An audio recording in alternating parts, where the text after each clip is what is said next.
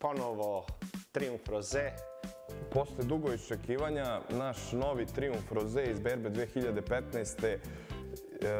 Je spreman za bocu. Vino koje je u prošloj godini uzburkalo vinske strasti. Počinjemo sa punjenjem. Prošle godine smo napravili korak napred, potpuno promenili stil. Jer je Rosé nekako svojom voćnošću, svojim cvetnim mirisima i svežinom postao hit leta.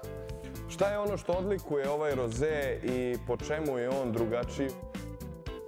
Elegancija, lakoća, svežina, voćnost, lepršavost, harmonija, prefinjenost, uživanje.